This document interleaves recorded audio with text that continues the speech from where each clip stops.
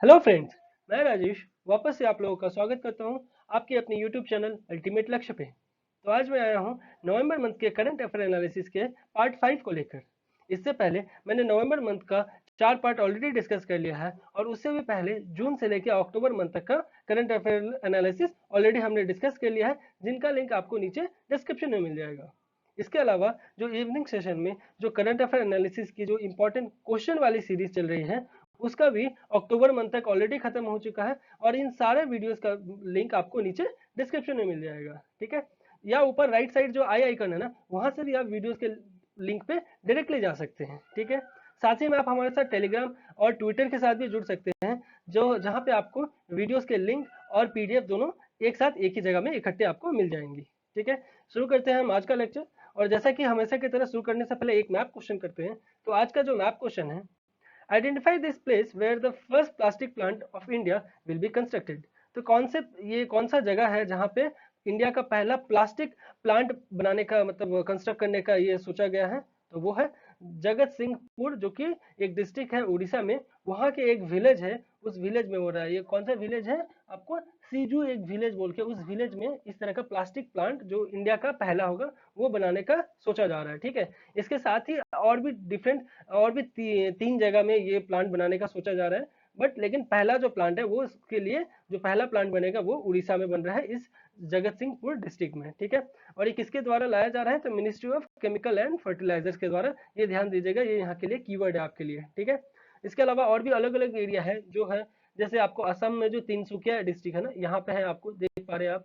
उसके अलावा ये देवघर जो झारखंड में, ये अभी तक कुछ स्टार्ट नहीं किया गया है, बस अभी भी ये काम मतलब ऐसा निकल चुका है कि हाँ इसमें यहाँ पे बनने वाला है, बट इससे रिलेटेड अभी कुछ मतलब ऑफिशियल तौर पे हो चुका है, बट कुछ काम स्टार्ट नहीं हुआ अभी तक। ठीक है, जैसा बाकी सब एरिया में काम हल्का फुल्का स्टार्ट हो चुका है, और ये तो अब कंप्लीट भी होने वाला है और फुल फेज में अब स्टार्ट होने वाला है आपको उड़ीसा वाला, ये जो जगत सिंह वाला। ठीक है, इसके अलावा जो तमिलनाडु में तिरुवल्लुर जो है ना, ये एरिया में यहाँ पर भी एक बनाने का सोच रहा है। ठीक है, तमिलनाडु बोल रहा हूँ। इसके अलावा आपको ये यहाँ पे कर्नाटक इस जगह में गलत लिखा हुआ है, यहाँ पे तमिलनाडु होगा। ठीक है, इसके अलावा मध्य प्रदेश जो है, वहां पर भी आपको एक मध्य प्रदेश के जो रायसेन डिस्ट्रिक्ट है, यहाँ पे आपको बनाया जा रहा है। तो ये चार जो एरिया है ना, ये चारों एरिया में आपको पहला मतलब प्लास्टिक प्लांट बनाने का जो सोचा गया है, ये इंपॉर्टेंट है इसीलिए क्योंकि प्लास्टिक से रिलेटेड कुछ किया जा रहा है। ये बहुत सारे मतलब बहुत सारे आप ऐसे राइटिंग से लेके मेंस राइटिंग में आप इस तरह का चीज कोट कर सकते हैं, तो इसे ध्यान दीजिएगा, ये इंपॉर्टेंट है। ठीक है, शुरू करते हैं हम आज का लेक्चर। तो हमारा पहला टॉपिक है ब्राउन टू ग्रीन रिपोर्ट 2019। तो इसे हम इंपॉर्टेंट बॉडीज वाले आपको सेक्शन में लिखेंगे। क्यों? क्योंकि ये जो ब्राउन टू ग्रीन रिपोर्ट जो बनाया गया है ना, वो जिनके द्वारा बनाया गया वो बॉडी हमारे लिए काफी इंपॉर्टेंट है। क्यों? वो बनाया गया है क्लाइमेट ट्रांसपेरेंसी पार्टनरशिप। तो ये बॉडी क्यों इंपॉर्टेंट है? क्योंकि आपसे ये नहीं पूछा जाएगा कि इस रिपोर्ट में क्या क्या मतलब रैंकिंग है या ऐसा, ये बहुत ही माइनर चांसेस है। ऐसा नहीं बोल रहा हूँ कि नहीं पूछा जाएगा, बट मैक्सिमम जिसका चांसेस है हम तो उसको अच्छे से पहले याद रखेंगे ना। तो वो जो मैक्सिमम चांसेस है कि इंपॉर्टेंट जो भी इससे जुड़े हुए बॉडीज है ना, इंपॉर्टेंट ऑर्गेनाइजेशन है, उनके बारे में पूछा जाता है। तो ये है कौन? क्लाइमेट ट्रांसपेरेंसी पार्टनरशिप, इनके द्वारा ही ये लाया गया है ये रिपोर्ट। ठीक है, इसमें ये जो रिपोर्ट है, ये एक बहुत ही मोस्ट कॉम्प्रिहेंसिव रिव्यू मतलब रिव्यू है, जो कि G20 कंट्रीज के द्वारा क्लाइमेट का परफॉर्मेंस देखने के लिए ये मैपिंग और इस तरह का चीज लाया गया है, जाकि जिसमें आपको जितने भी ड्रॉबैक से लेके और कितना एफर्ट हर कंट्री के द्वारा अपना दिया गया है एमिशन को रिड्यूस करने के लिए, और क्लाइमेट इम्पैक्ट्स को कैसे अडेप्ट कर सकें, और किस तरह से फाइनेंशियल सिस्टम को आप मतलब अच्छे से यूज कर पा रहे हैं। तो ये सारे चीज को इस रिपोर्ट में रखा गया है। ठीक है, तो इस रिपोर्ट के से की इंपॉर्टेंट जो आपको फाइंडिंग्स मिला है, वो मिला है कि लगभग कार्बन एमिशन ना, वो मतलब ये जो वर्ल्ड का जो 20 बिगेस्ट इकोनॉमी है ना, उनके द्वारा अभी भी, ये जो G20 के तो सबसे बिगेस्ट इकोनॉमी है ना, तो इनके द्वारा अभी भी राइजिंग ही है। मतलब कार्बन एमिशन अभी भी रिड्यूस नहीं हुआ है, ये अभी भी राइजिंग फेज में ही है। भले ही थोड़ा जो पहले ऐसे जा रहा था वो अब थोड़ा ऐसे जा रहा है, बट वो अभी भी राइजिंग नहीं है। ठीक है, इसके अलावा एक बोल रहा है कि एक भी G20 कंट्रीज नहीं है जो कि अपना जो प्लान किए हैं, जो ये अपना क्लाइमेट को, ये क्लाइमेट से इश्यू से रिलेटेड जो भी वो प्लानिंग किए हैं ना, उससे वो अभी तक ऐसा हो नहीं हुआ कि उन्होंने जो टारगेट ये रखा और यहाँ तक पहुंचे हो। अगर टारगेट आपका यहाँ है तो वो अभी कोसों दूर है। तो ये सब चीज इस रिपोर्ट में सामने आ रहा है। इसके अलावा ये भी बोला जा रहा है कि एनर्जी रिलेटेड जो भी कार्बन डाइऑक्साइड एमिशन से रिलेटेड है ना G20 कंट्रीज का, वो भी बोला गया है लगभग 1.8% बढ़ गया है, जो कि 2018 में। क्यों?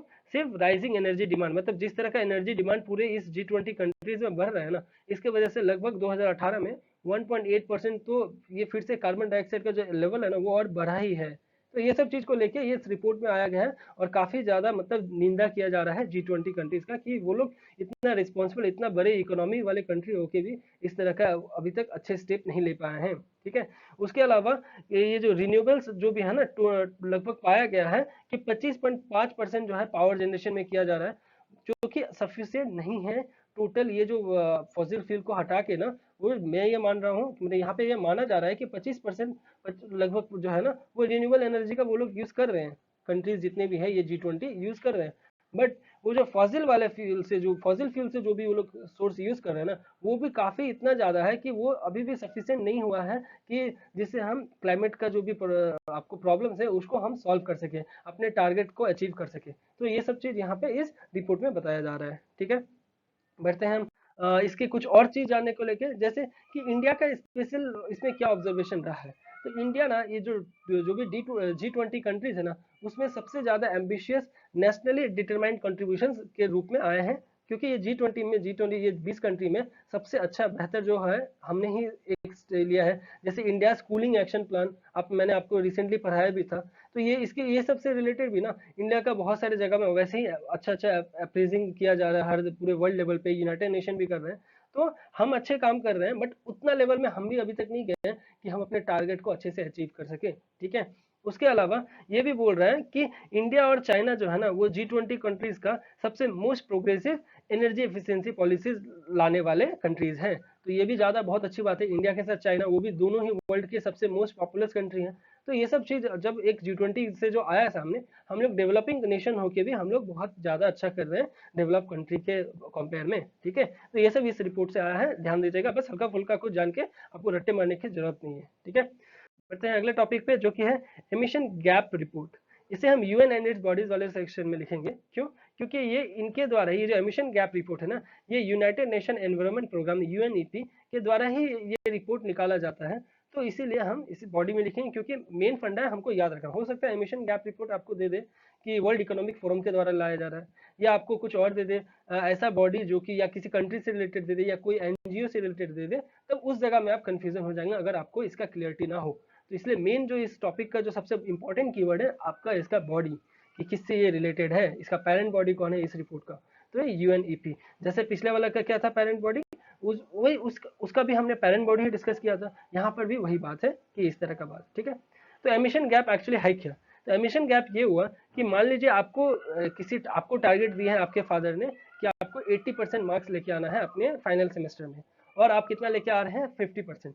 तो ये जो डिफरेंस हुआ ना 80 और 50 का, ये हो गया एक तरह से आपका जो मतलब इसी तरह का चीज जो है ना, जो गैप दिया गया है कंट्री को कि आपको इतना परसेंट आपको टैकल करना है, और वो नहीं कर पा रहे हैं। अगर उनको 80% दिया है, वो 30 में ही रह जा रहे हैं, 50 में रह जा रहे हैं, तो वो जो डिफरेंस हुआ ना वही हो गया एनर्जी एमिशन गैप। ठीक है। तो वही हो जाता है एमिशन गैप। इसके अलावा ये जो एमिशन गैप जो है इतना मैटर क्यों इसलिए कर रहा है, क्योंकि अगर आप इसको अच्छे से अगर मीट नहीं कर रहे हैं ना, तो क्या होगा, ये धीरे धीरे धीरे धीरे क्लाइमेट को इस तरह से वर्सली इम्पैक्ट करेगा कि जिसका आपको पता चल ही रहा होगा कि किस तरह का हाल हो गया था ये कोरोना सिचुएशन से पहले। बट अभी ये कोविड-19 की वजह से इतना हम लोग मतलब बहुत ज्यादा एकदम अच्छा उछाल आया है कि नेचर को इतना मतलब लग रहा है कि वो अब खुद से नेचर सांस ले पा रहे हैं फ्रीली। ठीक है। क्योंकि हम पूरे जितने भी पोल्यूशन जो करने वाले लोग हैं वो तो अब कैद हो गए हैं, तो अब नेचर को आराम से खुले में, चाहे जानवर बोलिए चाहे जीव जंतु बोलिए, सभी अब आसानी से मतलब बहुत ही अच्छे लेवल पे आ पा रहे हैं। तो एक तरह का ये जो कोविड-19 का सिचुएशन आया, ये भी नेचर के लिए सबसे बड़ा प्लस पॉइंट रहा है नेचर के पॉइंट ऑफ व्यू से। तो ये जो एमिशन गैप मैटर है इतना मैटर इसलिए कर रहा है क्योंकि अगर इसमें ध्यान नहीं दिया, ये जो गैप है, इस गैप को अगर आप रिड्यूस नहीं पा रहे हैं, अगर जिस भी हर कंट्री के लिए ये इशू होता है, तो ये रिपोर्ट के हिसाब से अगर जो कंट्री इस गैप को फुलफिल नहीं कर पा रहे हैं, तो वो क्या होगा कि उनको मतलब वो क्लाइमेट का इम्पैक्ट पूरे सिर्फ उनको नहीं झेलना पड़ेगा, पूरे वर्ल्ड को झेलना पड़ेगा। तो ये सब चीज इसलिए ध्यान दिया जा रहा है। और ये जो एमिशन गैप रिपोर्ट है, इसके कुछ थ्री मतलब की ट्रेंड लाइंस हैं। तो वो क्या है ट्रेंड लाइन, जैसे कि the amount of green house emission जो होगा ना वो एवरी ईयर, मतलब ऐसा हो जा रहा है कि amount of green house gas जो एमिशन है एवरी ईयर अप टू 2030 ऐसा देखा जा रहा है। मतलब 2030 तक हर साल इसको जो अमाउंट ऑफ गैस मतलब जो गैप आ रहा है ना ये कैलकुलेट किया जाएगा एक एक करके हर साल 2030 तक। उसके बाद ये भी बोला जा रहा है कि कमिटमेंट किया जाएगा कंट्रीज के द्वारा, ताकि कैसे करके ये जो हर साल का जो गैप है ना ये हर पर्टिकुलर ईयर में, जैसे इस बार का गैप मान लीजिए इंडिया का रहा 50, तो अगले साल उनको 40 लाना होगा, ये चीज दिमाग में रखना होगा। देखिए ऐसा कभी भी टारगेट होता है ना कि अगर आपको दे दिया जाए टारगेट, हमेशा टारगेट आप भी अपने लिए रखिए तो फर्स्ट रखिए, हमेशा टारगेट आईएएस का रखिए या टॉप जो भी है फर्स्ट या सेकंड रैंकिंग का आप रखिए। अगर आप पहले ही सोच के रखेंगे कि नहीं मेरे को 500 प्लस रैंक अगर मिल जाए तो मैं इससे हैप्पी हूँ, तो क्या होगा आपको रैंक भी नहीं आएगा। अगर फर्स्ट आप सोच रहे हो ना तो आपको शायद हो सकता है कि 50 60 या 100 या 150 के रैंक में आ जाए। तो हमेशा अगर आप एकदम टॉप अपना गोल रखिए, एटलीस्ट उसके आसपास में तो जरूर आ जाएंगे। आप ऑलरेडी रखोगे अपना गोल इतना नीचे है तो क्या, हाँ आप तो उसके पास भी नहीं रहोगे और नीचे आ जाओगे तो फेलियर के कैटेगरी में आ जाओगे। तो ये सब चीज ही यहाँ पर भी लागू कर रहा है। बोल रहा है कि इस तरह का गैप ऐसा होना चाहिए और हर साल 2030 तक इस तरह का ट्रेंड को देखा जाएगा। फिर कौन सा कंट्री किस तरह का अपना गैप कैसे कैसे किस वे में वो रिड्यूस कर रहे हैं वो सब चीज यहाँ पे देखा जाएगा। ठीक है, इसके अलावा और ये जो किस पेस से वो एमिशन को, जैसा मैंने बताया कि किस पेस से वो एमिशन को धीरे धीरे रिड्यूस कर रहे हैं, वो भी वो अच्छे से वहां पे इस मतलब इस रिपोर्ट के तहत अच्छे से सामने लाया जाएगा। ठीक है, इसके अलावा जो की फाइंडिंग्स भी मतलब नेचर के पॉइंट ऑफ व्यू से अगर दीदी बोले, ये तो अभी तक कंट्री से रिलेटेड हम डिस्कस कर रहे थे कि क्या होगा, क्या इसका इम्पैक्ट हो सकता है। अब ये बात बोल रहा है कि अगर की फाइंडिंग्स अगर हम रिपोर्ट का देखते हैं तो बोल रहा है कि वर्ल्ड जो हमने टारगेट लिया ना कि 1.5 डिग्री टेम्परेचर हम जो पेरिस एग्रीमेंट के समय में कि हम इसे रिड्यूस करेंगे, तो वैसा कुछ हो नहीं पाएगा। और क्या हो जाएगा कि global greenhouse gas emission है ना वो फॉल हो जाएगा लगभग 7.6% ईच ईयर। मतलब बोल रहा है कि the world will fail to meet the 1.5 degree temperature goal of the Paris agreement unless the global greenhouse gas emission, मतलब अगर हम 1.5 डिग्री अगर हम इसमें फेल होने वाले हैं ऐसा प्रेडिक्शन ले दिया है, तब अगर आपको इस फेल में होने से बचना है तो लगभग आपको 7.6% जो ग्लोबल ग्रीन हाउस गैस है ना एमिशन, इसको रिड्यूस करना होगा हर साल।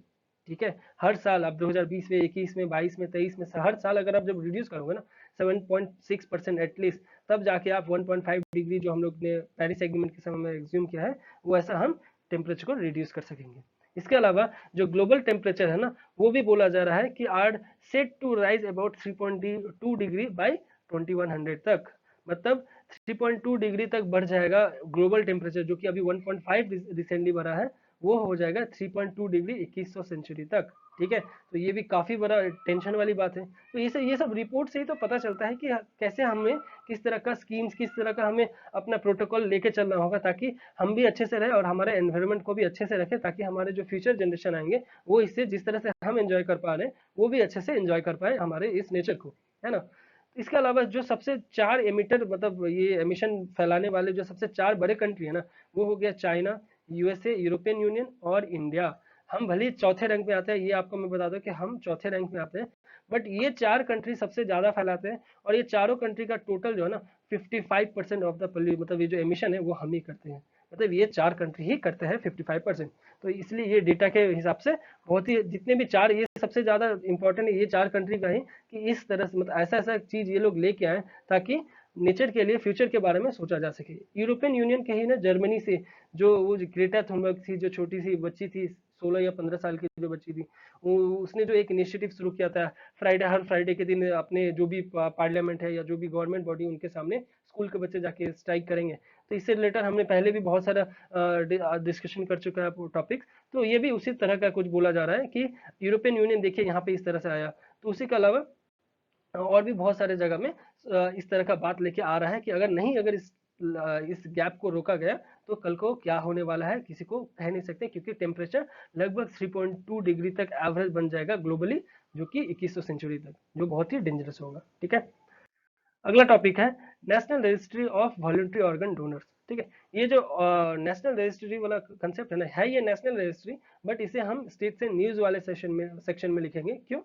क्योंकि हाल ही में पंजाब और हरियाणा गवर्नमेंट इससे इन्वॉल्व हो गए हैं, क्योंकि पंजाब और हरियाणा के जो हाई कोर्ट है ना उन्होंने डायरेक्शन दिया सेंट्रल को भी और स्टेट ऑफ पंजाब और हरियाणा को भी, और साथ में यूनियन टेरिटरी जो चंडीगढ़ है ना और चंडीगढ़ क्या है, चंडीगढ़ कॉमन कैपिटल भी है पंजाब हरियाणा का।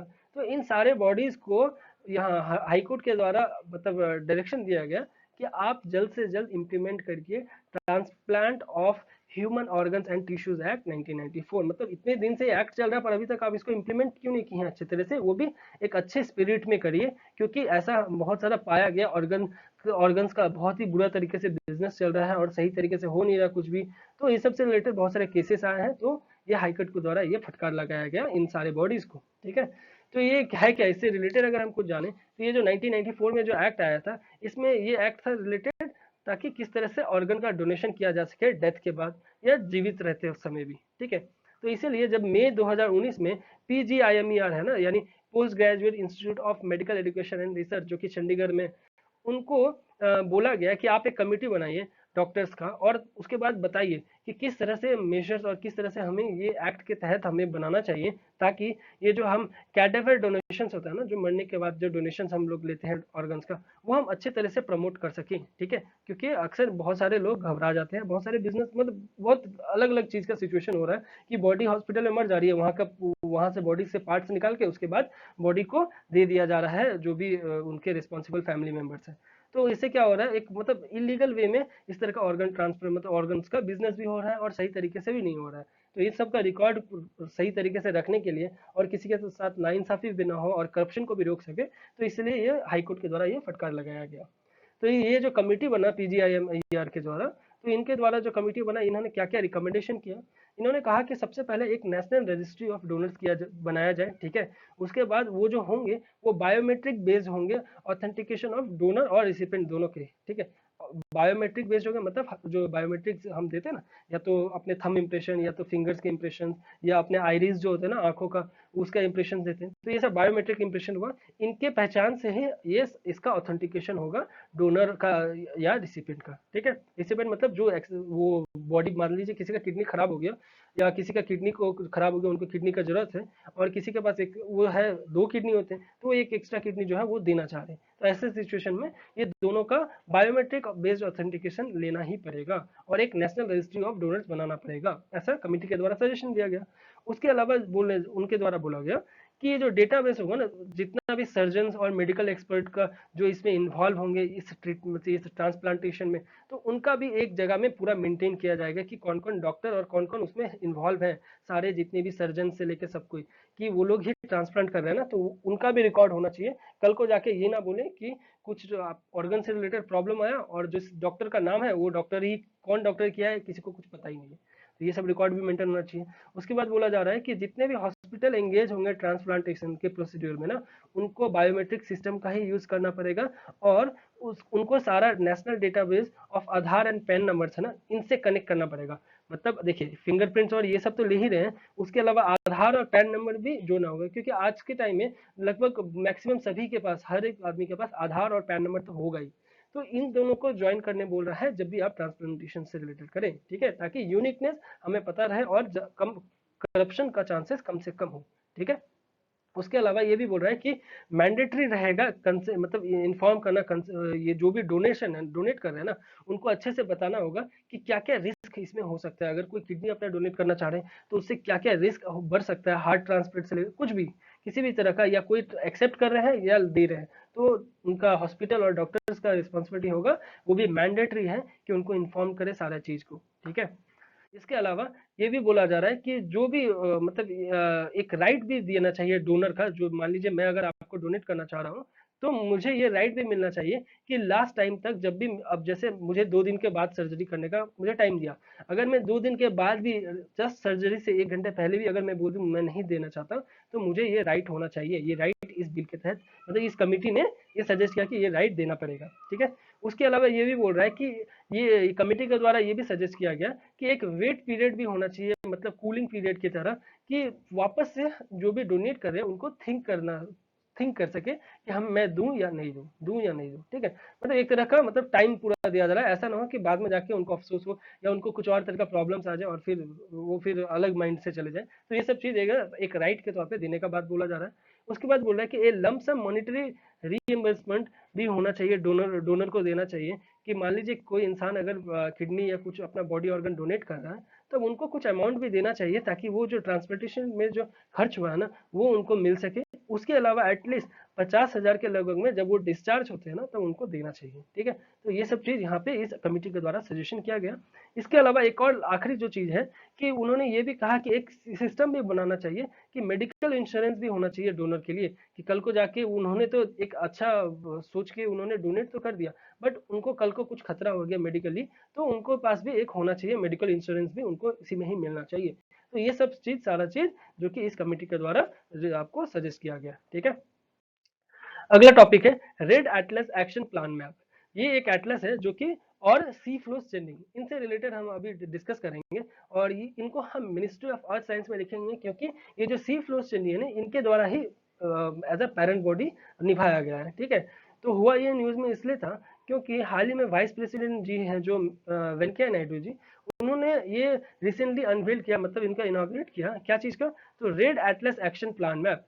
ये एटलस में क्या होगा, और इसके साथ ही सी फ्लोस चेन्नई भी किया ताकि वो फ्लड से रिलेटेड मिटिगेशन टेक्निक को अच्छे से अच्छे पैमाने में कर सके चेन्नई में, जो कि तमिलनाडु में, तमिलनाडु का कैपिटल भी है। ठीक है, तो ये एक्चुअली ये मैप है क्या, तो ये मैप ना फर्स्ट ऑफ इट्स काइंड होगा, जो कि आपको रेडी रिकॉर्नर मैप है। मतलब रेडी रिकॉर्नर मैप मतलब क्या हो गया कि आप किस तरह से, जितना आप एकदम अच्छे से पूरी तरह से प्रिपेयर है सारा चीज का टेस्टिंग वगैरह करा के कि हम एकदम रेडी हैं इस मैप के साथ कि ये सिचुएशन जब आएगा तो हम ये चीज करने वाले हैं। ठीक है, अगर आपको इस तरह से पानी बाढ़ आ रही है तो हम लोग किस तरह से आउट हो सकते हैं, क्या क्या हमारे पास सामान होना चाहिए, क्या व्हीकल होना चाहिए, क्या रास्ते से हम बाहर जाएंगे, वो सब चीज आपको एक पूरा मैपिंग होना चाहिए। ठीक है, तो ये सब चीज मिनिस्ट्री ऑफ अर्थ साइंस के द्वारा हुआ है, जैसा मैंने आपको पहले बताया। ठीक है, तो ये सी फ्लोस चेन्नई जो है एक्चुअली यह है क्या, ये लॉन्च किया गया था एक्चुअली एनआईओटी के द्वारा, जो कि national institute of ocean technology है, जिसका हेडक्वार्टर कहाँ, चेन्नई में ही स्थापित है। ठीक है, तो इनके द्वारा ये सी फ्लोज लेके आया गया था और ये इंडिया का पहला integrated coastal flood warning system है। ठीक है, ये ध्यान दीजिएगा, ये पहला है दोनों, ये भी पहला यहाँ पे बोल दिया और उसके बाद ये भी फर्स्ट ऑफ इट्स काइंड हो गया। ठीक है, उसके अलावा ये जो है ना ये integrated GIS based decision support system है। ठीक है, ये जीआईएस मतलब हो गया जियोग्राफिकल इंफॉर्मेशन सिस्टम। ठीक है, तो ये जियोग्राफिकल इंफॉर्मेशन बेस्ड पूरा सिस्टम रहेगा जो कि आपको पूरी तरह से सपोर्ट किया जाएगा किस जब डिजास्टर से रिलेटेड कुछ इशू आ रहा है। ठीक है, उसके अलावा ये होस्ट भी करेगा और ऑपरेशनल क्या चीज के रिलेटेड करेगा कि national centre for coastal research. ठीक है, उसके अलावा ये भी बोल रहा है कि ये metrological data input from IMD और national centre for medium range weather forecasting और Indian national centre for ocean information services INCOIS, इन सब को मिला के इन सारे को जितना भी ये लोग डेटा प्रोवाइड करेंगे सबको एक जगह में अच्छे से सिमुलेट करके उनको बनाना पड़ेगा ऐसा सिनेरियो, ताकि वो अच्छे से प्रिडिक्शन कर सके कि पर्टिकुलर एरिया में अगर कुछ ऐसा आने वाला है, मतलब कुछ दिन पहले ही आपको पता चल जाएगा कि किस तरह का फ्लड आने वाला है या कैसे होगा, हम लोग को कैसे उसको मिटिगेट करना है। तो ये सारा चीज इस मैप के द्वारा आपको पता है। एक मैप क्या होता है, अगर आपको कल को एक जगह से दूसरी जगह जाना है तो आप मैप अगर यदि आपके पास है, जैसे गूगल मैप अभी फोन में ही आ गया, तो आप अच्छे से देख लोगे इस जगह अगर 5 किलोमीटर में आपको राइट लेफ्ट कहाँ कहाँ जाना है आपको पता है तभी तो ले पाएंगे। आजकल तो ये भी दिखा रहा है कि किस रोड में ट्रैफिक ज्यादा है, तो फिर क्या होता है आप दूसरे रोड को फॉलो करने लगते हैं। तो ये सब चीज आपको मैप अगर आपको रहेगा, एक प्लान रहेगा आपके पास तभी तो कर पाएंगे। तो ये जो रेड एटलस है ये इसी यही बता रहा है। ठीक है, अगला टॉपिक है स्नो लीपर्ड। तो इसे हम आईयूसीएन स्टेटस वाले सेक्शन में लिखेंगे। क्यों, क्योंकि आईयूसीएन स्टेटस का पता होना काफी जरूरी है, ये यूपीएससी का एक फेवरेट टॉपिक भी है। मतलब क्या कि आईयूसीएन स्टेटस से मतलब हुआ कि जैसे देखिए यहाँ पे ये बताया जा रहा है कि जो स्नो लियोपर्ड है ना इसको वल्नरेबल सेक्शन में, वल्नरेबल कैटेगरी में रखा गया है। ठीक है, आईयूसीएन के द्वारा यहाँ जैसे लिखा हुआ है। ठीक है, तो ये बोल रहा है आपको क्वेश्चन में दे देगा कि मतलब स्टेटमेंट आपको दे देगा स्नो लियोपर्ड है, उसके बाद बोल देगा कि ये आपको क्रिटिकली एंडेंजर्ड स्टेटस में रखा गया है आईयूसीएन के द्वारा। उसके बाद पूछेगा ये स्टेटमेंट सही है गलत, तो आपको अगर एग्जैक्ट अगर नहीं पता होगा तो आप उस जगह में गलत कर बैठेंगे। तो ये वल्नरेबल है। मैं आपको एक कोशिश करूंगा कि एक ऐसा दो कि जितने भी वल्नरेबल है ना उनको मैं एक जगह रखूं, उसके अलावा जो क्रिटिकली एंडेंजर्ड है उनको एक जगह रखूं, जो और एंडेंजर्ड सिर्फ है उनको एक जगह रखूं। तो ये तरह जो एकदम स्टिंक हो गए हैं उनको भी एक जगह रख के मैं आपको एक पीडीएफ में प्रोवाइड कर दूंगा एग्जाम से पहले, ताकि आप एकदम अच्छे से रिवीजन और अपना जो भी क्लियर है वो इजिली कर सके। ठीक है, इसके अलावा एक और बात बोल रहा है कि जो स्नो लेपर्ड है ना वो स्टेट एनिमल है हिमाचल प्रदेश का, और इसके अलावा नेशनल हेरिटेज एनिमल भी है हमारे पड़ोसी देश, हमारे जो पाकिस्तान जो कि हमारा पड़ोसी देश है, देश क्या हमारे साथी हमारे भाई बहन लोग हैं जो अभी वहाँ पे बस हम लोग अलग रह रहे हैं, है ना। तो ये सब चीज बोला जा रहा है कि ये न्यूज में एक्चुअली स्नो लियोपर्ड इसलिए आ गया था क्योंकि फर्स्ट नेशनल प्रोटोकॉल हुआ जो कि इन्यूमरेट करेगा स्नो लियोपर्ड पॉपुलेशन। ठीक है, ये फर्स्ट नेशनल प्रोटोकॉल हुआ इसलिए ज्यादा इंपॉर्टेंट हो गया। ठीक है, और ये कब हुआ? ये इंटरनेशनल स्नो लियोपर्ड डे के दिन ये हुआ है। और इस इंटरनेशनल स्नो लियोपर्ड डे कब हुआ था? तो 23 अक्टूबर के दिन ये हुआ था। ठीक है, मैंने हर साल होता है, हम लोग 23 अक्टूबर के दिन मनाते हैं। तो इसके अलावा ये जो स्नो लियोपर्ड है ना, लगभग 12 कंट्रीज में ये पाए जाते हैं जो ही हमारे आसपास के हैं, जैसे Afghanistan, Bhutan, China, India, Kazakhstan, जो भी हमारे ऊपर नॉर्थ साइड के जो कंट्रीज है ना। उसके अलावा सबसे ज्यादा जो पाया जाता है वो चाइना में पाया जाता है, लगभग 60%। ठीक है, इसके अलावा ये तो मैंने बता दिया कि CITES के द्वारा इसे अपेंडिक्स 1 में रखा गया है और IUCN भी इसे वल्नरेबल कैटेगरी में रखे हैं। तो इसके अलावा ये जो है ना, इससे रिलेटेड काफी सारे मतलब फोरम भी किया गया है। ठीक है, जिसमें से ये ग्लोबल स्नो लियोपर्ड फोरम और उसके बाद बिस्किक डिक्लेरेशन। इसके अलावा जो सबसे इंपॉर्टेंट बोला जा रहा है वो global snow leopard and ecosystem protection programme. ठीक है, ये क्या है? एक जॉइंट इनिशिएटिव था, मतलब initiative of range country government, मतलब ये जितने भी 12 कंट्री है उनका एक जॉइंट इनिशिएटिव था कि कैसे हम लोग टैकल करेंगे स्नो लियोपर्ड के पॉपुलेशन को, कैसे कंजर्व करेंगे, क्योंकि जैसे इसका वल्नरेबल कैटेगरी में चला गया तो कैसे कैसे हम लोग को ध्यान देना है, ये सब चीज, ये सारे आपको मतलब ये लोग जब सबमिट किए थे, ये लोग मीटिंग किए थे, तो ये सब सारे स्नो लियोपर्ड के मीटिंग से, स्नो लियोपर्ड के ही कंजर्वेशन से रिलेटेड ये सारे फोरम हुए थे। ठीक है, अगला टॉपिक है ओपन जनरल एक्सपोर्ट लाइसेंसेस। देखिए, अभी तक जो ये पार्ट 4 तक, तो नवंबर का जो भी पार्ट 4 तक हमने किया था उसमें मैंने सारे अच्छे अच्छे टॉपिक बड़े बड़े ले लिया था। जो कुछ बच गए थे वो मैंने अभी तक डिस्कस कर लिया। अब यहाँ से छोटे छोटे टॉपिक्स ही हैं जो मैं इसको कवर करके, आज ये नवंबर का लास्ट है तो इसे मैं नवंबर पूरी तरह से कंप्लीट कर दूंगा, इसलिए बने रहिए और थोड़ा अच्छे से जो भी मैं बोल रहा हूँ तो प्लीज या तो नोट डाउन करते रहिए। मैं तो PDF आपको दे ही दूंगा, बट अगर एटलीस्ट आप नहीं भी कर पा रहे हैं तो एटलीस्ट कुछ मैं बोलता हूँ ना तो उसको गूगल उसी वक्त कर लीजिए और उसको समझ लीजिए, ये आपके दिमाग में एकदम चिपक के रहेगा, ये मेरा गारंटी है। आप प्लीज इसको जो भी मैं बोल रहा हूँ आप इसे फॉलो करिए। ठीक है, तो ये अगला टॉपिक है ओपन जनरल एक्सपोर्ट्स लाइसेंस। तो ये OGLS है ना, ये क्या है? तो गवर्नमेंट ने हाल ही में इसे अप्रूव कर दिया कि 2 टाइप का ओपन जनरल एक्सपोर्ट लाइसेंसेस बनाएंगे जो कि एक्सपोर्ट करने में काम आएगा। सर्टेन कंपोनेंट या पार्ट्स जो भी होता है ना, जो भी इंट्रा कंपनी ट्रांसफर किया जाएगा ना सेलेक्टेड कंट्रीज के बीच में, तो ये किया जा सकता है, तो ये एक लाइसेंस के तहत किया जाएगा। ठीक है, तो ये क्या है? ये एक वन टाइम एक्सपोर्ट लाइसेंस होगा जो इसका वैलिडिटी फिलहाल अभी 2 साल रखा गया है, बाद में शायद बढ़ाया घटाया जा सकेगा। ठीक है, और ये जो दिया जाएगा ना OGL लाइसेंस जो है, ये दिया जाएगा डिपार्टमेंट ऑफ डिफेंस प्रोडक्शन, जो भी केस टू केस बेसिस पे है। ठीक है, और ये जिन कंट्री के लिए दिया जा रहा है अभी फिलहाल वो है Belgium, France, Germany, Japan, south Africa, Spain, Sweden, UK, USA, Canada, Italy, Poland and Mexico.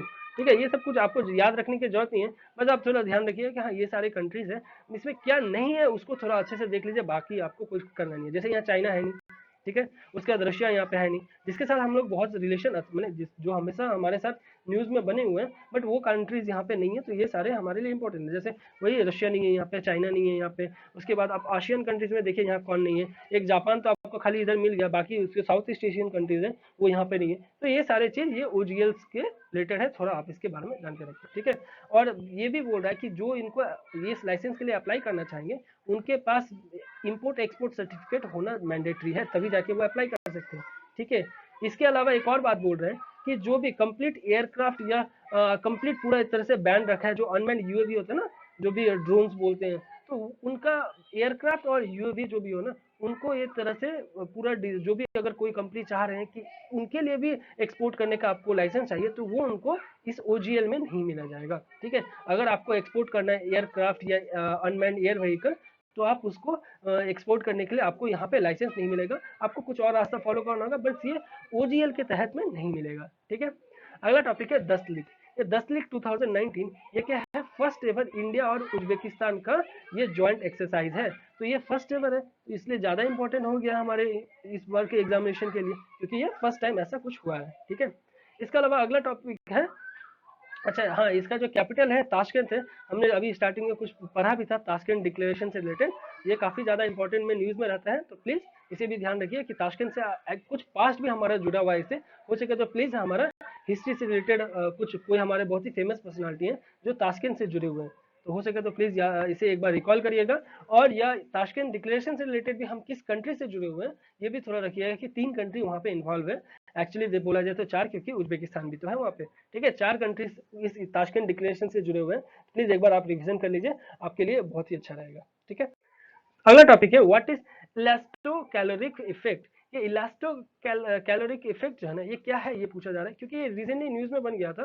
Just as a biotech point of view से आपको इसके ऊपर रॉकेट साइंस के बारे में कुछ जानना नहीं है, बस बेसिक चीज आपको पता होना चाहिए। ठीक है, ये क्या है, एक कूलिंग इफेक्ट है।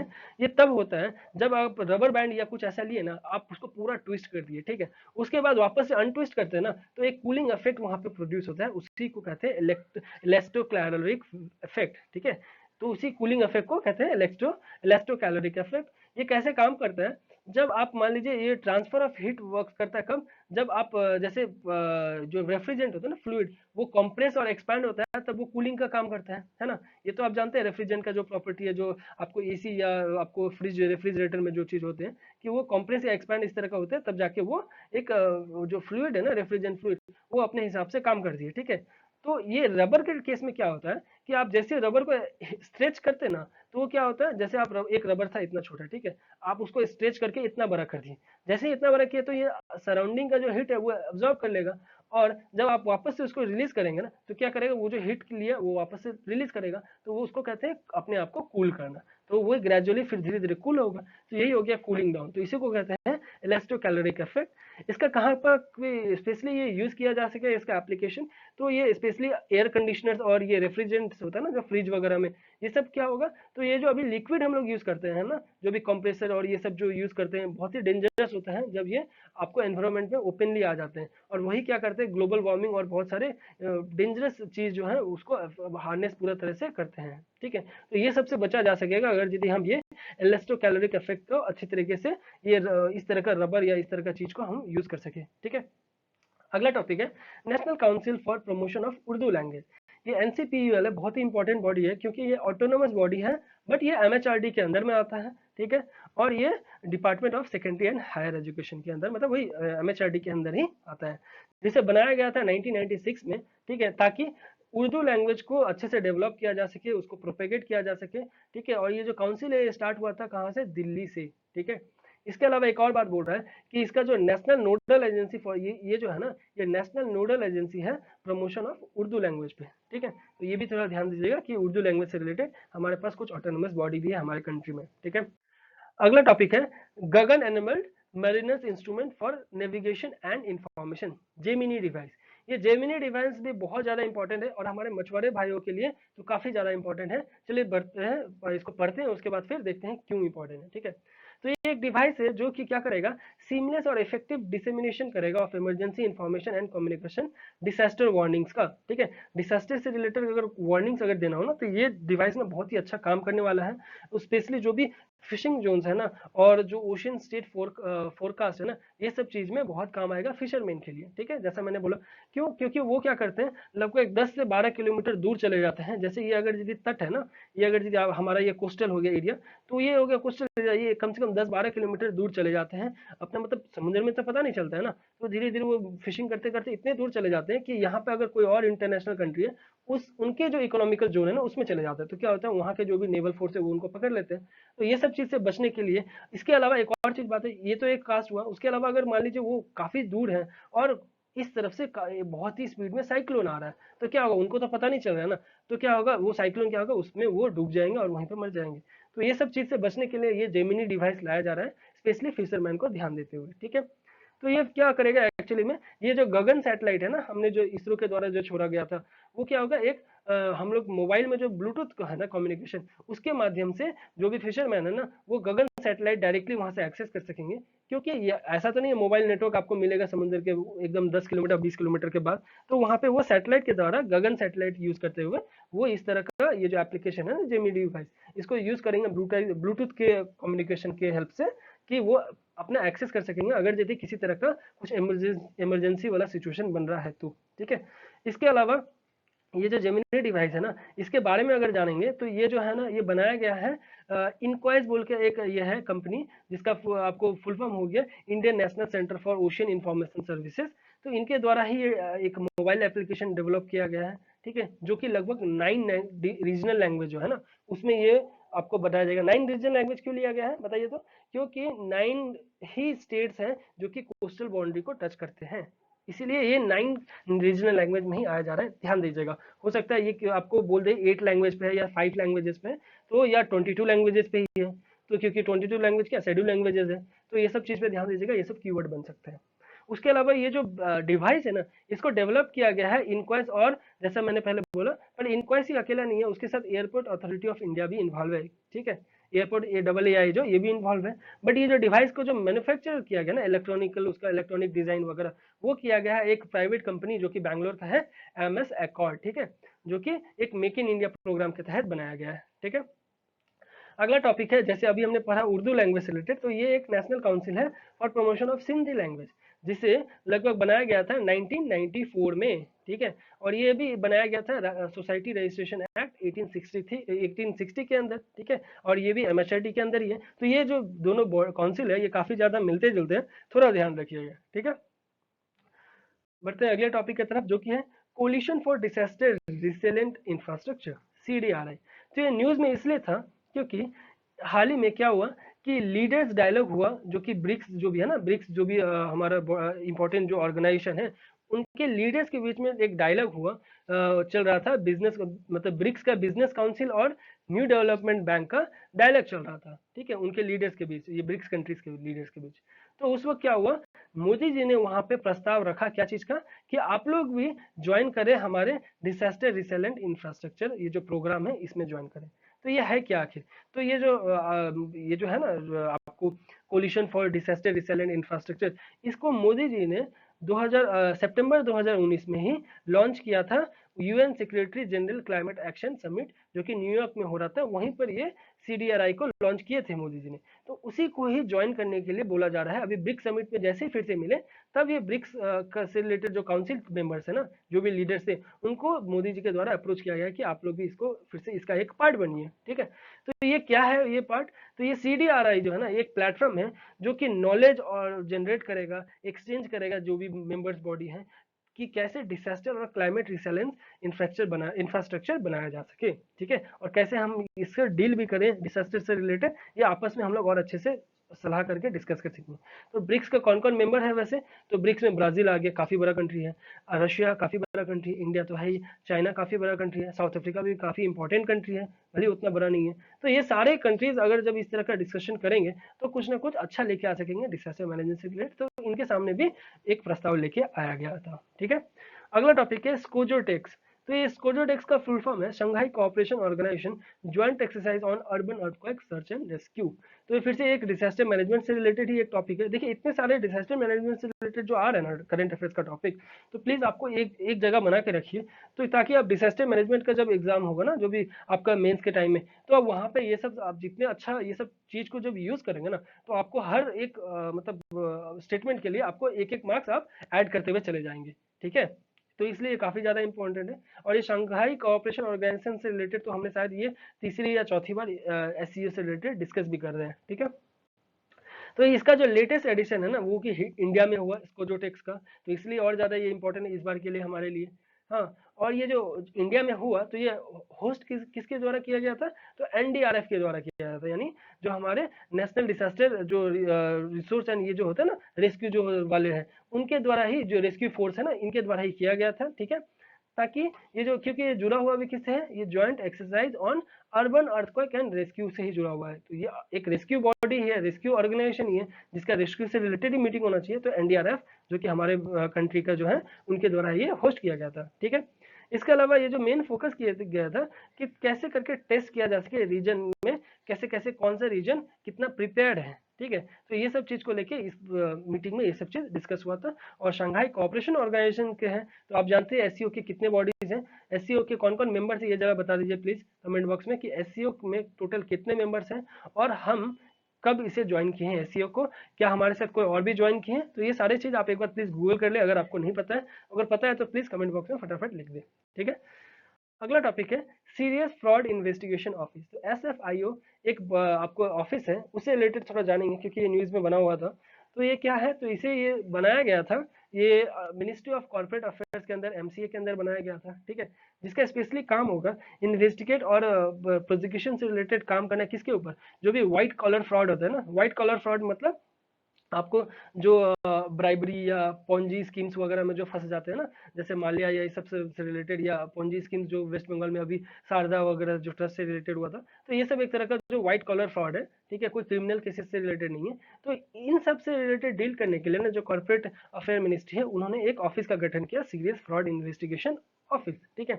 तो ये स्पेशली ये सब चीज में ही ध्यान देंगे, फॉरेंसिक और auditing, corporate law, information technology, capital market, taxation, तो ये सब चीज में ध्यान देंगे। तो ये बनाया कब गया था उनके द्वारा, एमसीए के द्वारा 2003 में, ठीक है।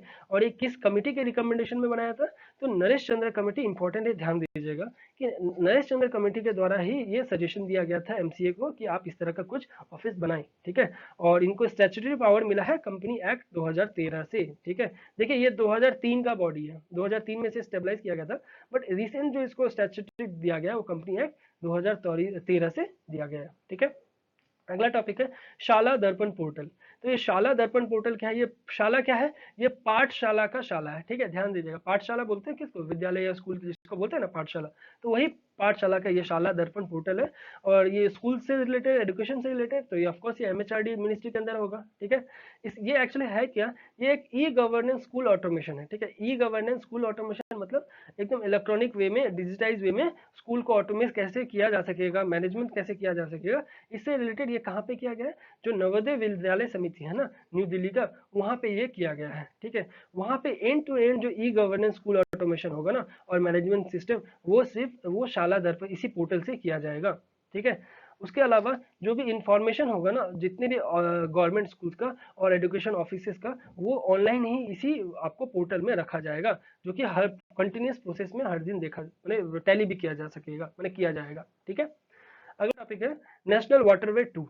तो नेशनल वाटरवे 1 के बारे में तो हमने हाल ही में पढ़ा था, साहिबगंज में एक जो झारखंड में जगह है, वहाँ पे एक फिर से एक बहुत ही अच्छा वे में बनाया गया है। साहिबगंज, वाराणसी और हल्दिया, ये सब तो इंपॉर्टेंट रहते ही हैं नेशनल वाटर वन, NW1 के हिसाब से। बट अब NW2 के बारे में थोड़ा पढ़ेंगे। तो NW2 क्या है? ये first ever movement of container हुआ, जो कि ब्रह्मपुत्र रिवर, जो कि NW2 कहाँ पे? ब्रह्मपुत्र रिवर, ये देख पा रहे हैं आप, यहाँ से धुबरी से लेके आपको सादिया तक ये NW2 है, ठीक है। और यहाँ सादिया में ही अभी रिसेंटली एक बहुत बड़ा ब्रिज बना गया है, प्लीज उसका नाम बताइए आप अभी कमेंट बॉक्स में। तो ये जो NW2 है ना, इसके बारे में यहाँ पे बोल रहा है कि यहाँ से अभी रिसेंटली फर्स्ट टाइम कुरियर किया गया, मतलब कंटेनर को आपका शिपमेंट किया गया है, ठीक है। तो ये कहाँ से कहाँ हुआ है? तो हल्दिया डॉक कॉम्प्लेक्स है ना, वहां से आपको ये पांडु जो टर्मिनल है वहां पे ये लेके गया गया, ठीक है। तो ये कैसे करके हुआ? ये लगभग 12 से 15 दिन का ये वॉयज रहा, मतलब ये जो टूर था ना कार्गो का, जितना ड्यूरेशन लगा 12 से 15 दिन का लगा। इसमें क्या क्या इन्वॉल्व हुए थे? तो NW1 इन्वॉल्व हुआ, जो कि इंडिया में ये जो ना NW1 ये इन्वॉल्व हुआ, ठीक है, यहाँ से जो आ रहा है। उसके अलावा क्योंकि हल्दिया से उनको कोलकाता के इस एरिया तक पहुंचना पड़ा, उसके बाद वो NW97 यूज किए, जो सुंदरबन एरिया से ना होते हुए वो बांग्लादेश को क्रॉस करते हैं। फिर इंडो बांग्लादेश प्रोटोकॉल IBP के हिसाब से जो भी बांग्लादेश के अंदर जो भी शिपमेंट हुआ ना, वहाँ के जो भी नदी हैं उनको फॉलो करते हुए कैसे कैसे वो आगे बढ़े, वो भी यहाँ पे यूज किया गया, इसलिए IBP है। उसके बाद फिर यहाँ पहुंचने के बाद जब असम बॉर्डर में जब पहुंच गया, मतलब असम और बांग्लादेश बॉर्डर में, वहां से वो किस में, धुबरी जो एरिया है ना, वहां का पोर्ट से वो डायरेक्टली NW2 यूज करते हुए यहाँ सर्दिया तक गए थे, ठीक है। ये जो है लगभग 891 किलोमीटर है धुबरी से लेकर सादिया तक, सोचिए 1000 किलोमीटर तो वहीं पर है। तो ये काफी ज्यादा न्यूज में था NW2। और उम्मीद किया जा रहा है कि ये नेशनल वाटरवे अभी पूरे इंडिया में मैक्सिमम आपको हर स्टेट में ही देखने के लिए मिलेगा, ठीक है। तो चलिए देखते हैं आगे अगला टॉपिक क्या है। तो नासा जो है ना, उसने उन्होंने अनवील किया क्या? First electric plane X-57 Maxwell. ये आपको ग्लेन मैक्सवेल ऑस्ट्रेलिया का नहीं है, ध्यान दीजिएगा। तो ये नासा ने इसे अनवील किया, मैक्सवेल समझ लीजिए उन्हीं के नाम से, X-57, जो कि एक इलेक्ट्रिक प्लेन होगा। ध्यान दीजिएगा ये पूरा का पूरा इलेक्ट्रिक प्लेन है, वो भी फर्स्ट एवर होगा, ठीक है। तो ये नासा के द्वारा दिया है, तो ये सबसे पहले आपके लिए ये इंपॉर्टेंट बनता है, क्योंकि हो सकता है आपको स्पेस एक्स जो है वहाँ का प्राइवेट है, US का स्पेस एक्स जो इलॉन मस्क का हो सकता है उनके द्वारा बोल दे, या रशिया के द्वारा बोल दे, तो आपके लिए नासा का पता होना ज़्यादा जरूरी है कि उनके द्वारा ही फर्स्ट इलेक्ट्रिक प्लेन मैंने इस फील्ड में भी वो काम कर रहे हैं, ठीक है। उसके अलावा ये जो फील्ड में काम करना स्टार्ट किए थे ये 2015 से ही शुरू हो गए थे, बट अभी तक फुल फेज में कंप्लीट नहीं हुआ कि इनको ये स्काई में आराम से उड़ा सके। ये अगले साल मतलब 1 साल के बाद मतलब 2020 के एंड तक उम्मीद किया जा रहा है कि इनका फर्स्ट टेस्ट फ्लाइट किया जा सकेगा, ठीक है। बढ़ते हैं हम लोग अगले टॉपिक पे जो कि है आइस डैश और अतिथि। ये किस लिए ये कस्टम क्लियरेंस को इम्प्रूव करने के लिए ये तो एक मतलब आपको लेके आया गया है इनिशिएटिव। आईटी कंपनी मतलब आईटी जो इंडस्ट्री है ना, हमारी आईटी मिनिस्ट्री है, उनके द्वारा ये लेके आया जा रहा है आइस डैश और अतिथि, ठीक है। तो ये जो लेके आया जा रहा है स्पेशली इम्प्रूव करने के लिए आपको, ताकि जिससे मॉनिटर किया जा सके और कस्टम क्लियरेंस करने में ज़्यादा असुविधा ना हो और इजीली और फ्रेंडली वे में हम कर सके, वो भी बिना करप्शन से और बिना किसी प्रॉब्लम के, ठीक है। तो ये आईएसडे स्पेशली क्या करता है, ease of doing business monitoring करेगा डैशबोर्ड में। उसके अलावा ये जो भी आपको हेल्प करेगा ये किस चीज़ में, तो पब्लिक को आसानी से ये ऑप्शन देगा कि आप डेली कस्टमर क्लियरेंस जो भी टाइम्स है ना वो इजीली मॉनिटर कर सकेंगे। तो आइस डैश है एक डैशबोर्ड टाइप का ना, जो भी आप कोई एप्लीकेशन खोलते हैं तो सबसे जो फ्रंट पेज होता है डैशबोर्ड जैसे बोले ना, तो ये आइस डैश क्या हो रहा है कि किस तरह से ये आपको जो कस्टम से रिलेटेड है ना आपको मॉनिटर करने का ये आइस डैश है, ठीक है।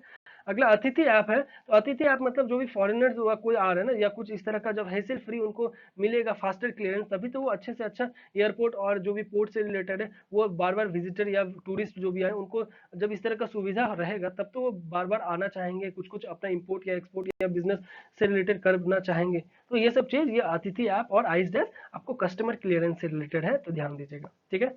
अगला टॉपिक है टाइगर ट्रम्प। तो टाइगर ट्रम्प किससे रिलेटेड है, तो इंडिया और यूएसए का जो ट्राई सर्विसेज है ना, मतलब एयरफोर्स, आर्मी और नेवी, इन तीनों का ना ह्यूमैनिटेरियन असिस्टेंस और डिसास्टर रिलीफ एक एचएडीआर, ये एक टाइगर ट्रम्प को बोला जा रहा है, ठीक है। और ये मेडन एक्सरसाइज है जो कि इंडिया में ही हुआ है, ठीक है। इसके अलावा ये टाइगर ट्रम्प और भी ज्यादा इंपॉर्टेंट है क्योंकि यूएस हमारा एक डिफेंस के मायने में सबसे अच्छा अगर यूएस का कोई मतलब पार्टनर है तो वो है इंडिया। तो इसीलिए ये हम हमारे साथ बहुत सारे और भी युद्ध अभ्यास, हमने आपको पहले भी कल भी पढ़ाया था कि युद्ध अभ्यास और किस तरह से और बहुत सारी मिलिट्री एक्सरसाइज हम यूएस के साथ करते हैं। तो ये सब चीज के लेके एक और टाइगर ट्रम्प भी हमारे साथ जुड़ गया है, तो इसे इंपॉर्टेंट है, याद रखिएगा, ठीक है। अगला टॉपिक है प्रोजेक्ट जीरो। तो प्रोजेक्ट जीरो क्या, ये अमेजन जो है ना इनके द्वारा लाया गया है, ये इसके सबसे इंपॉर्टेंट कीवर्ड है।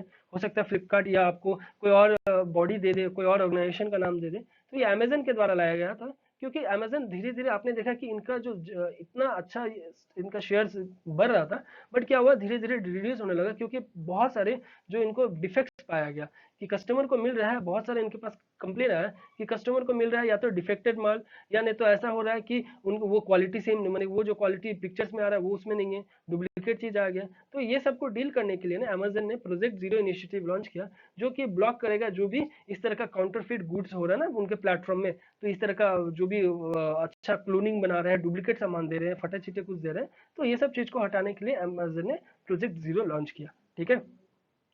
अगला टॉपिक है शिशु सुरक्षा ऐप, जो कि असम गवर्नमेंट के द्वारा किया गया। तो इसे इसलिए असम बहुत ही ज्यादा अभी एनआरसी से रिलेटेड इशू में था, तो इसे हम और अच्छे से जानेंगे कि ये शिशु सुरक्षा ऐप क्या है, ठीक है। तो ये मोबाइल एप्लीकेशन है जो कि स्पेशली क्या करेगा, जो भी असम स्टेट कमीशन जो है ना वो प्रोटेक्शन ऑफ चाइल्ड राइट्स है ना, एएससी इसमें ध्यान देते हुए ये बनाया गया है कि असम के जो भी चाइल्ड राइट्स है ना, या कैसे किसी भी तरह से वो किसी क्वेश्चन या किसी तरह का वो शिकार ना बन जाए, तो उसको देखते हुए ये शिशु सुरक्षा ऐप बनाया गया है। इस ऐप में क्या होगा, किसी तरह का भी कोई भी अत्याचार हो रहा हो किसी भी बच्चे के ऊपर, तो वो मतलब उनके फैमिली या जो भी वो देख रहे हैं, तो ये एक इलेक्ट्रॉनिक वे में कंप्लेंट बॉक्स की तरह इसे यूज कर सकेंगे, जिनको ये हर जगह मतलब अपना इजीली किसी भी तरह का कंप्लेन वो इस जो ऐप है इसमें वो कर सकते हैं, ठीक है। ये ऐप क्या करेगा, इसको कोई भी जो भी आसाम के सिटीजन है ना वो आसानी से इसमें कंप्लेन कर सकते हैं, और जो भी वहाँ पे कंप्लेन होगा ना उनको जो भी इसके बॉडी है उनको रेस्पेक्टिव एकदम इजीली तुरंत के तुरंत, मतलब जो भी बोला जा रहा है यहाँ पे कि coming across any citizen of children's rights violation, to launch a complaint which will directly registered at ASCPR। मतलब वही बोल रहा है सिंपल कि आपको जो भी इससे रिलेटेड, चिल्ड्रन से रिलेटेड हुआ, आप डायरेक्टली इसमें रजिस्टर्ड कर सकते कंप्लेंट। उसके अलावा ये क्या करेगा, जैसे ही ये रजिस्टर्ड होगा ना, ये एक मैसेज भेजेगा कमीशन को, ठीक है। और वो कमीशन क्या करेगा, फिर रेस्पेक्टिव जो भी अथॉरिटी है ना, अगर ये वुमेन से रिलेटेड है या आपको मेन पुलिस से रिलेटेड है या किसी और बॉडी से रिलेटेड है, तो रेस्पेक्टिव बॉडी को वो तुरंत इन्फॉर्म करेंगे कि आप इसके ऊपर फटाफट एक्शन लीजिए, ठीक है। तो ये काफी अच्छा ऐप माना जा रहा है असम गवर्नमेंट के लिए। उम्मीद करते हैं इस तरह का एप्लीकेशन और भी बहुत सारे स्टेट्स में लाया जाए। अगला टॉपिक है online child sexual abuse and exploration prevention investigation unit, जो कि OCSAE, ठीक है। तो ये स्पेशली जो है ना, ये CBI के द्वारा लाया गया है। मतलब ये भी सिर्फ चाइल्ड सेक्सुअल अब्यूज से रिलेटेड ही है, जिस तरह का असम ने यहाँ पे लाया शिशु सुरक्षा ऐप, तो ये भी एक उसी तरह का है, पर ये CBI के द्वारा लाया जा रहा है, ना कि किसी स्टेट के द्वारा।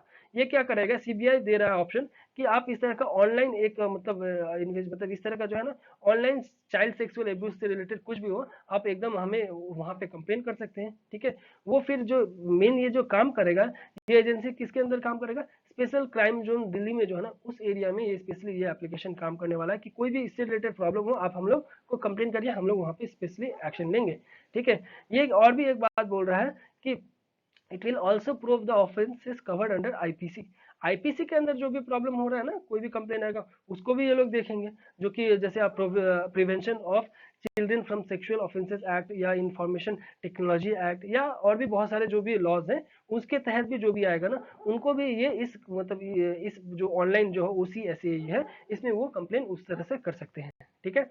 तो इसी के साथ हम आज का लेक्चर को एंड करते हैं। उम्मीद करते हैं आपको लेक्चर पसंद आ रहा होगा।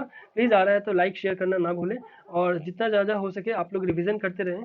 एग्जामिनेशन का डेट अब 20 तारीख को आ ही नहीं वाला है, तो फिर देखते हैं क्या होता है आगे। उसके बाद फिर धीरे धीरे और भी बहुत कुछ जो भी मैं सोच के रखा हूँ लाने का, वो धीरे धीरे और भी लेके आऊँगा। बट पहला जो मैंने करंट अफेयर्स का टारगेट लिया है, 95% 90 से 95% तक का करंट अफेयर्स को अपने इस अपने जब मॉर्निंग और इवनिंग के सीरीज में रखने का, कंप्लीट करने का, तो वो मैं सबसे पहले कर लूँगा। और वो भी आपको हार्डली और मैं 10 दिन लगेगा, जिसमें मैं आपको सारा के सारा कंप्लीट कर लूँगा। या अगर एक आध दिन एक्स्ट्रा भी लग गया तो प्लीज़ घबराइएगा नहीं, ये मैं बस आपके लिए ही कर रहा हूँ। बट हाँ, अगर एग्जामिनेशन से बहुत पहले कर दूंगा, ताकि आपको रिविजन्स का भी मल्टीपल टाइम्स आप वापस से जो मेरे दिए हुए PDF को आप रिविजन कर पाएंगे, ठीक है। थैंक यू, धन्यवाद, जय हिंद।